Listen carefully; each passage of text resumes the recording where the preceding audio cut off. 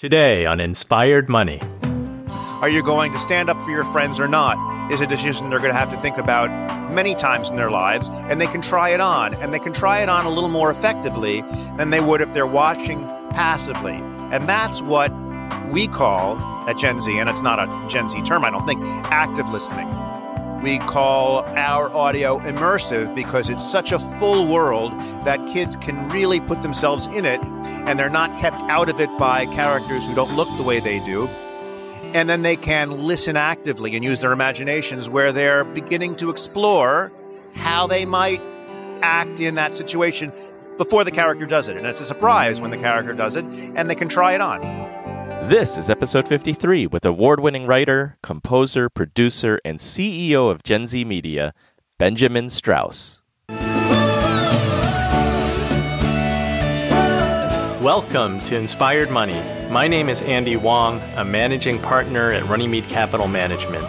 Each week, we bring you an interesting person to help you get inspired, shift your perspectives on money, and achieve incredible things.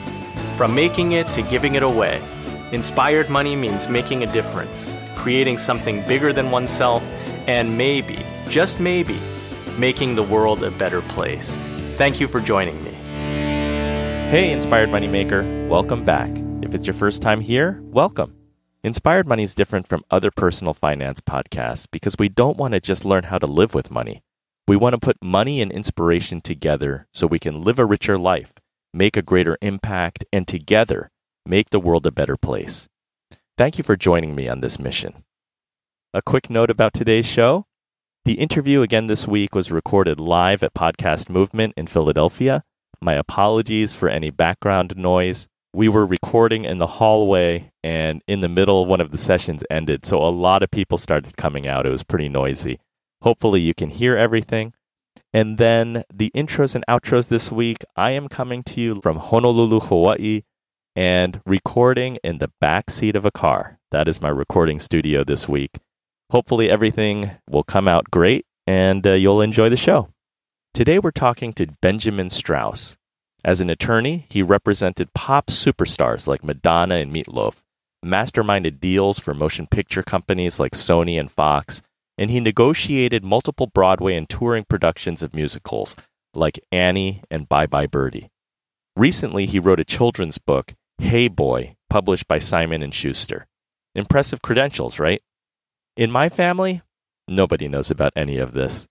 At my house, Ben is best known as the executive producer and co-writer of the Unexplainable Disappearance of Mars Patel, a podcast created by Gen Z Media, where Ben is CEO.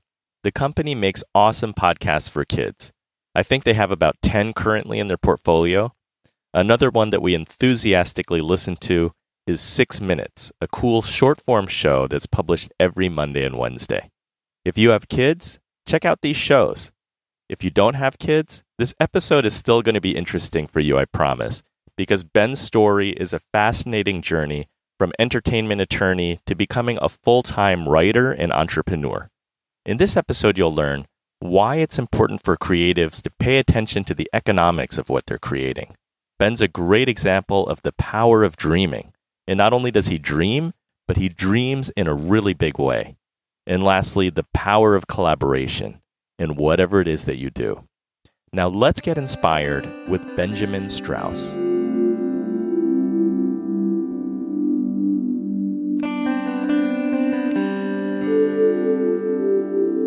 Ben, welcome to Inspired Money. It's so great to have you on the show. Thank you. It's a pleasure to be here. It's nice to meet you. I am such a big fan. And let's just jump right in. What's your earliest childhood memory of money? It would be earning it for real from a stranger for selling blue crabs that I caught off the dock. Where was that? Fire Island. Ooh. Fire Island. I love to fish, and I saw some fishermen, I guess, catching crabs, and I thought I could do that, and I did. My dad, or I think it was my dad, bought me a net, and I went out and I caught a bunch of crabs, and I stood on the corner and I sold them for 25 cents each, which was silly because it probably would have, been 5 times as much, but I didn't know. And I came home with, a couple of dollars, and I was pretty happy. Yeah, well, life as an artist, you over time, you get to realize what your true worth is, and you can charge more. My worth is 25 cents a crab. So I saw that you went to law school, and I'm curious just to dive into your unique path a little bit. What was your plan as a kid? What did you want to do? You went to law school, and how did things kind of play out for you? I never had a plan. And I think that that's a problem for many people, and it was a problem for me. And I think that where people are wrestling with some kind of being stuck, the answer is often having a plan, which is not an easy thing to do. It's like if you want to lose weight, there are ways to do it, but they're all difficult because that's not a natural thing. It's not a habit that you already have. And so planning is also a habit. And I didn't have the habit of planning. I had the habit of dreaming. And when I was a kid, I decided that I wanted to be the president of the United States, which is something that doesn't sound the same today as it sounded 5 years ago. But that's what I thought that I wanted, because that was the epitome of some idea that I had as a little kid for being in charge, and for, I think, what I've come to realize is being able to connect with people, being able to express myself maybe, and know that people are listening to me. But I didn't know that at the time. So that's what I wanted as a kid. And as a young man, I dabbled with politics. I worked with congressmen. I worked in with local politics in New York City, where I grew up. And I think doing that, law school seemed like an easy next step. And the idea of, I didn't know what lawyers really did. I mean, I know what lawyers did in some sense, but before I went to law school, I didn't understand all the ins and outs of the legal business. But it seemed like many people did it who were in the areas where I thought I wanted to be. So I went to law school, and the thing that I've always loved is entertainment. I'm a writer. I've always written. I write in different forms, and I wasn't doing that as a lawyer, but I thought that I could somehow combine those things, and so I tried. I worked in the businesses of music publishing, theater, film, television, a little bit in publishing, and in what was called, when I started, it was called new media. And I started a new media practice at a law firm, and no one uses that term anymore. But what I learned was how to work with rights, with intellectual property rights, largely copyright. And it's not a legal thing, it's a business thing. Rights are exploited in one way in one business, they're exploited in another way in another business. When rights are created in the context of one industry or another, they are owned differently, and that's just the way things are done. But knowing that and sort of sat with me for a while, and I didn't really do anything specific about it, but I've always fooled around with the idea, this goes back to my fantasy about being president when I was 10 years old, of expressing myself and connecting with lots of people. And that's what I wanted to do with my stories. And a plan started to develop for me. This is skipping ahead many years, but the plan was the idea of creating fully realized works in a new way. The idea of creating fully realized stories that could be enjoyed by people without a leap of faith or suspending disbelief, like a treatment of a story would inspire someone, but it's not a full story. Treatments are something that you share with people who are going to go ahead and make the story, make it as a book or as a film or as a musical. Your audience is not you don't have an audience about your audience is different if you're in the business of pitching. That's not what I wanted to do, partly because I didn't like the idea of doing, I think, all the work, and also, it's a tough business. You're constantly weathering rejections, and nobody likes that. And so I had this fantasy that I could somehow get around all of that by figuring out a way to create things that could be enjoyed where I didn't have to worry about pitching someone in order to do it. Interesting. Now, while you were practicing law, were you still writing creatively? Or did you have to stop for a while and that was sort of within you and couldn't get out? I was, but not much, because writing was something that I felt it was difficult. Nothing was ever good enough. So what I would do is I would write, but I wouldn't rewrite. I wouldn't edit. And to finish something that's good, you have to revise it over and over and over again, and you have to go through a process of putting it aside and coming back to it. And I was very good at the first parts, but not so great at the second part. So I wasn't doing the things that needed to be done to finish when I was practicing law, and I needed to really set aside the time to do that. How did making that change, leaving your law practice, did you go directly into saying, I'm going to be a writer? I did. Then was that a difficult decision to make because you're going from stability to maybe what's unknown? Well, it may seem like that, but I had some clients who I could do work for in a way that allowed me to ease into it. And also I was exploring collaboration, so I wasn't completely isolated, doing things on my own. And I was doing lots of different things. And so when one project popped and had a little bit of traction, I was able to follow that. And I had lots of things going because I tried to create opportunity. That was the transition for me. It was sloppy, but it wasn't planned. But that's really what led me into doing what I do now. And what allowed it helped me to organize the ideas that I'm still working on now, but the ideas of rights and creative storytelling and collaboration, all of which have come together in the company that I run now, which is Gen Z Media, and the idea of high concept audio shows for older kids and family listening. So you were talking about that it sounds like you want to use technology to bring your stories directly to the audience. Is that what you were saying when you didn't want to have to pitch? Am I understanding that correctly? Well, you're understanding it correctly. I think that's part of the picture. But the idea of using technology is a neat concept. But I never thought about using technology. What I thought about using was other things that don't quite go into neat packages, like leveraging rights and collaborations and the ideas for creating stories in new media, which is what we're talking about now. The idea of audio plays is not new. You know, there was something in the United States called the Golden Age of Radio. Britain has a long and rich tradition of listening to shows like that. That's never gone away. That we don't have in the United States, and it's. I'm not saying anything that anyone who hasn't heard stories doesn't already know, but the idea of creating original stories in an audio format seemed fresh to me.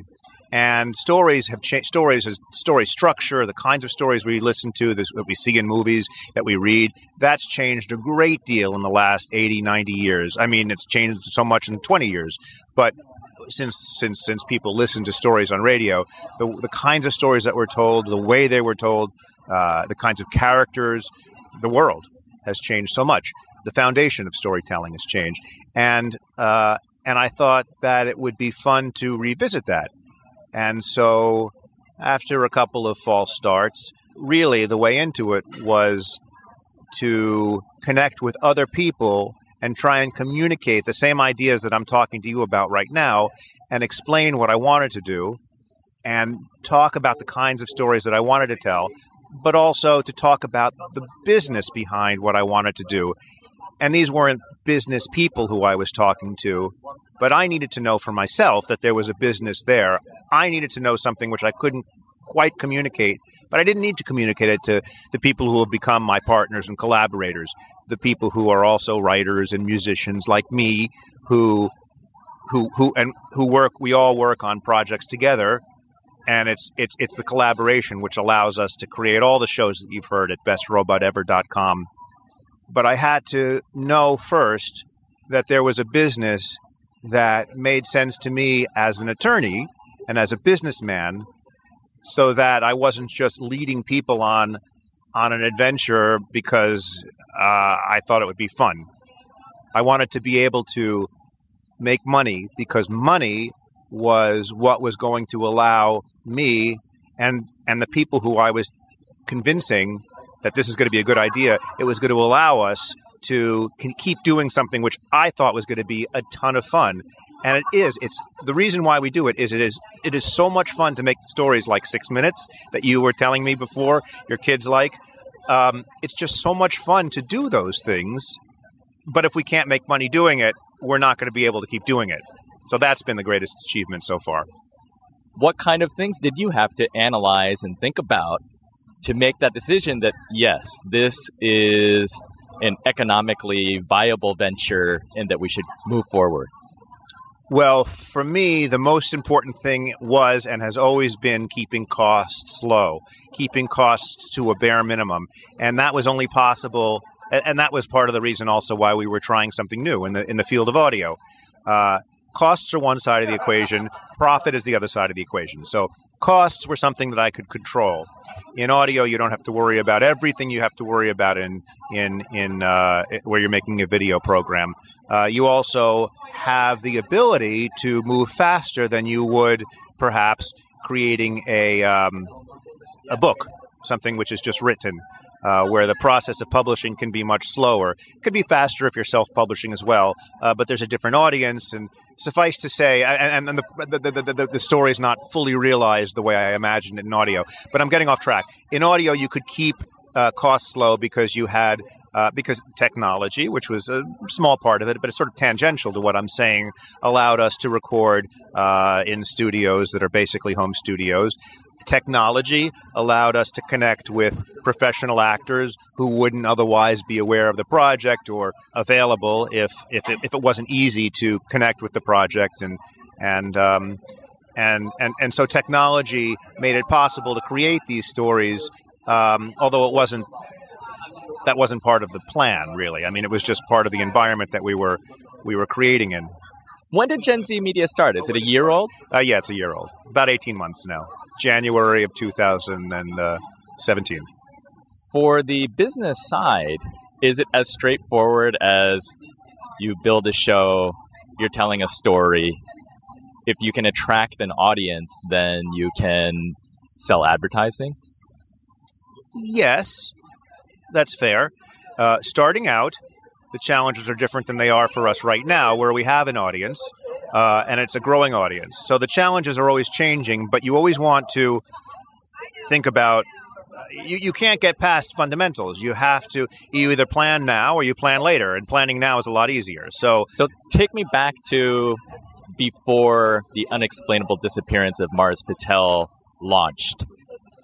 What are you trying to execute? You've written a story. We didn't know what the audience was going to be for the story. I mean, with the Unexplainable Disappearance of Mars Patel, which came right before Gen Z, before we formed the company, was a sort of a test run, and we worked out a lot of issues that I didn't know whether there were clean answers for it, but we wanted to find out for ourselves. For instance, for anyone who doesn't know, and you can hear all the shows at bestrobotever.com, including Mars Patel. These are all high concept, adventure, mystery shows. Not all of them, but many of them. I mean, now we have almost 10 shows, but and we're going to, I don't know when this is going to air, but whenever people listen to this, we're going to be adding shows, so there may be many more by then.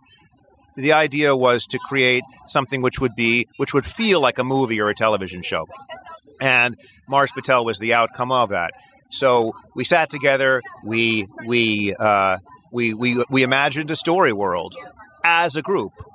We imagined what that could be. We also thought about the kinds of things, the kinds of stories that people are interested in, and the kinds of stories that we wanted to tell, and the kinds of characters who were interesting to each of us.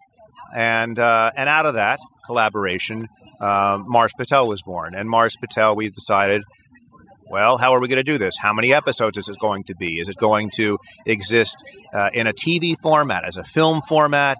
Are we going to the characters? Because it was designed as a story that would appeal to tweens and teens, that is to older kids, 8 to 12, 13 years old, sophisticated listeners, kids who are used to hearing complicated stories and who could understand character development. Were we going to use real kids, for instance, in the roles of kids? In animation, that's really rare. Adults do the voices of kids. And we decided, it wasn't an easy decision, let's use real kids. So maybe we're going to gain something. Let's at least try it. And then where do you get kids? Well, we're in New Jersey, which is not far from New York, which is where I grew up. And so it's ultimately, I mean, there are a lot of really great agencies which are in the business of connecting young talent with acting roles. And that was, and how much do we pay for that? We had to make these things up. And we didn't make them up out of whole cloth. We contacted people and I would say, how does this sound as a rate? They'd say, okay, we could do that as a rate. And so that became a rate that was acceptable. But it's a lot of discover as you go. It was constant discovery. And some of the things worked and are now sort of, goes without saying that we will always cast kids in the roles of kids. And we have other things that we do that go without saying. And the process of recording. Do we record on a piecemeal basis, episode by episode? Do we script everything together? Boring things, but things that had to be worked out. And one of the reasons they had to be worked out is because of cost. Coming up, Ben talks about the difference between active listening and watching passively, the show 6 Minutes, and the meaning of money. But first, Ben reveals the big why behind his desire to control costs. I wanted to make sure costs were kept really, really low because my idea for this was not to do a single show. It was to do a world of shows.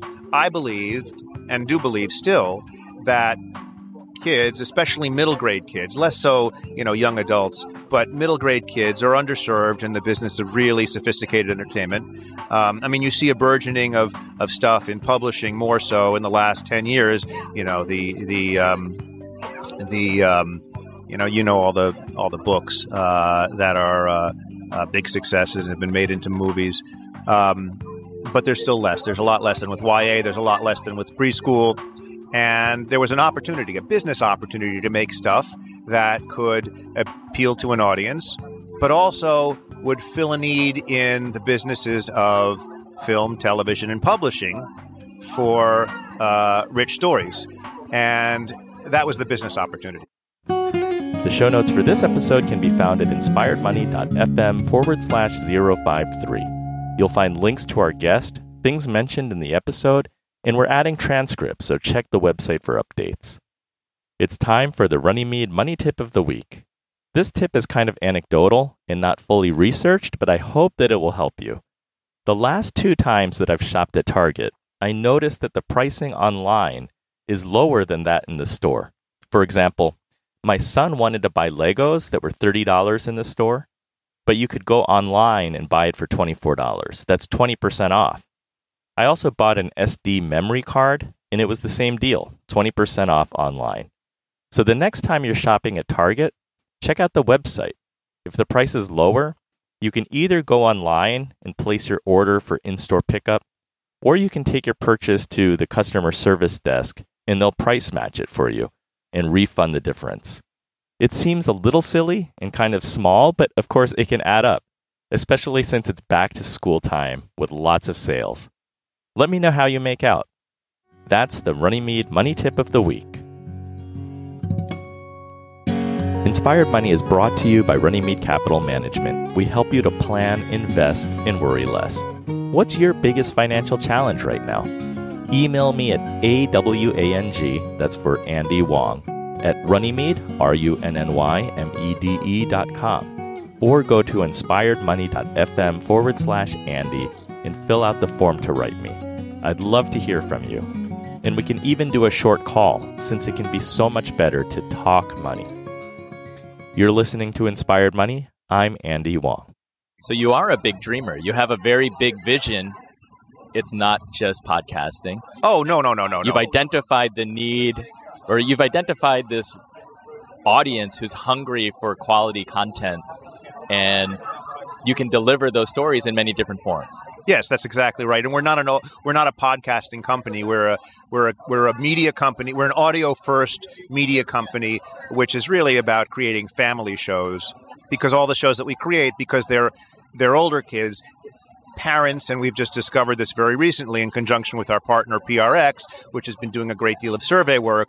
Parents listen with their kids to our shows in astronomically large numbers. I mean, the percentages are delightful. How many families listen together. And you were telling me before we started recording that's exactly how you listen with your kids. I am together. Among them, yes. Do you know any of those numbers off the top of your head? I do, but because we haven't, I think it's PRX. It's the news of PRX to release that.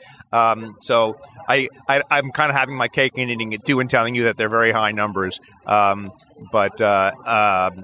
I think we'll know in the next few weeks. So what does that mean to you and Gen Z and to your listeners? It means nothing to our listeners. It means a lot to parents. And by the way, lately, because now we're getting some traction, companies like Common Sense Media, which speak to communities of parents and teachers and librarians about the kinds of shows that are considered to be good in a way which we all sort of understand what they mean. They're arbiters of a certain taste. They've identified our shows like 6 Minutes and Pants on Fire as the very best podcasts for teens and tweens in 2018. We're beginning to get that kind of notice, and so the idea of family listening is feeding on itself. I think people, without realizing how much family listening is going on, are picking up on the kinds of things that inspire the family listening in the first place. The quality of the stories, the sophistication of the stories, and it's coming out in the form of best of, a lot of best of lists, things like that. Am I correct in assuming that when you see that type of engagement, and it's the parents with their children together, I mean, that's a validation of the work that you're doing. Does that just result in you dreaming bigger? Yeah, I mean, I've always dreamed very big. I don't know whether all my dreams will be satisfied in every respect. I do know that my dream is being satisfied right now because we have a business where we are creating stuff fast, inexpensively, extremely well, and we're enjoying ourselves so much, and we're in business doing it. We're not losing money, we're making money, and that's the nature of business. I think that is one of the greatest things I've ever accomplished because I'm very, very happy. And I know that we are, my partners and I, we're bringing that happiness to our listeners. People are really enjoying what we're making, and we're really enjoying doing it. And I know that as long as we are fundamentally sound as a business, we'll be able to continue doing it for a long, long time. I love that podcasting for this age demographic for kids, and I don't know if it's 6 to 12 or tweens, but whatever it may be, I love that as a parent, we want to give our kids some entertainment and things to listen to. And what's different about the podcast medium is that because there's not a screen involved, sometimes it can still be mindless entertainment by listening, but there's imagination involved. Like the kids are listening, they're engaged. Oh, sure, yeah. But their mind, instead of their eyes being fixated on a screen, they're still thinking, they're using their imagination. You're absolutely right. And then we have conversations about the shows. Yep.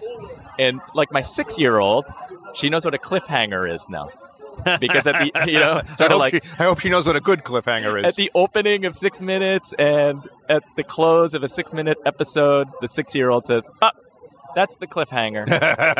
Well, our head writer, David Kreisman, would be very happy to hear that he's communicated the idea of cliffhanger. The idea of how kids engage with audio and how that's different from the way they engage with other kinds of entertainment is something I don't understand as a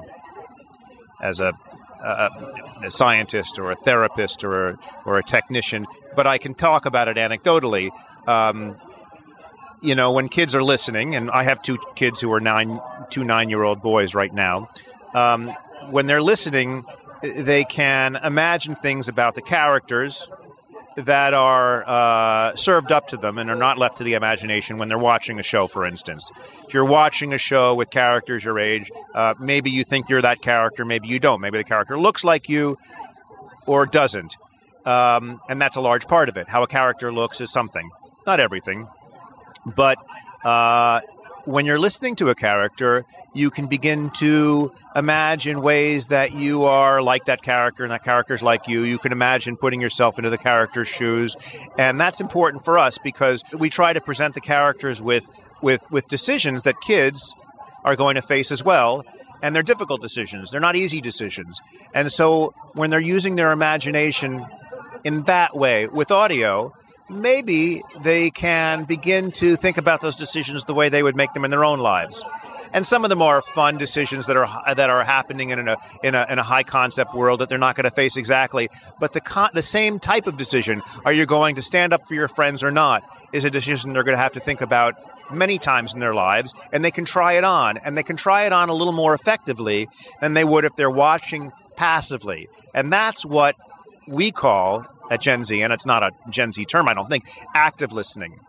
We call our audio immersive because it's such a full world that kids can really put themselves in it, and they're not kept out of it by characters who don't look the way they do. And then they can listen actively and use their imaginations where they're beginning to explore how they might act in that situation before the character does it. And it's a surprise when the character does it, and they can try it on. I just want to share with you that we have a family friend visiting us from Taiwan right now, and her 11-year-old and I think 8-year-old are with us. My kids wanted to listen to 6 Minutes in the car. The 11-year-old heard one episode and immediately said, "Can I listen to this from the beginning?" She's like, "I want to listen to the whole thing." Oh, that's fantastic. I always worry when people come into these shows and they haven't heard the first one, what their reaction's going to be. But that makes me feel so happy. That's great. Immediately, "Can I listen from episode 1? Oh, awesome. And we listened from episode 1 to current, driving from New Jersey to Boston. That's awesome. So that this girl could get updated on what was going on. So thank you so much for sharing with us today some of your story and the work that what you're doing.